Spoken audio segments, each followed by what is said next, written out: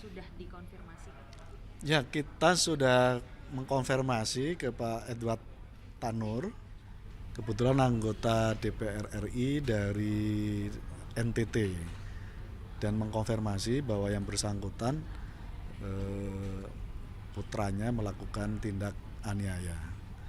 Itu yang pertama. Nah, pada konteks ini posisi PKB menyampaikan PKB memberikan peringatan keras terhadap Pak Edward Tanur selaku orang tuanya. Yang kedua, PKB berpihak kepada korban.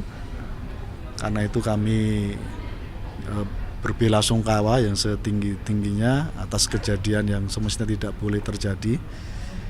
Yang kedua, kami mendorong orang tua korban untuk menjalankan proses menempuh proses hukum terkait dengan tindak kekerasan yang dilakukan oleh yang bersangkutan. Jadi posisi PKB berpihak kepada korban. Yang ketiga, tentu ini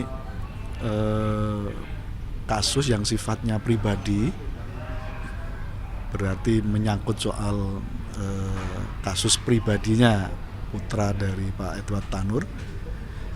Jadi pada konteks itu semua proses sepenuhnya menjadi tanggung jawab pribadi. Dan sekali lagi PKB berpihak kepada korban. Yang keempat, kami sudah lama concern terhadap isu kekerasan ini yang trennya semakin tahun semakin menaik. Karena itu setahun yang lalu PKB termasuk yang menginisiasi lahirnya Undang-Undang Tindak Kekerasan Seksual, dan kita berharap penegakan terkait dengan Undang-Undang Tindak Kekerasan Seksual ini bisa ditegakkan setegak-tegaknya, karena ini termasuk yang menjadi komitmen PKB bahwa siapapun yang menyelenggarakan kekerasan harus bertanggung jawab, dan undang-undangnya termasuk PKB yang menginisiasi supaya tindak kekerasan bisa kita pupus di Indonesia ini. Artinya ada komunikasi dengan Pak Tanur, kemudian dipanggil juga nggak untuk mungkin segera menyelesaikan ini kan masalah keluarganya terkait tadi, dan ya istilahnya dia juga membawa sebagai anggota DPR dengan fraksi PKB sendiri.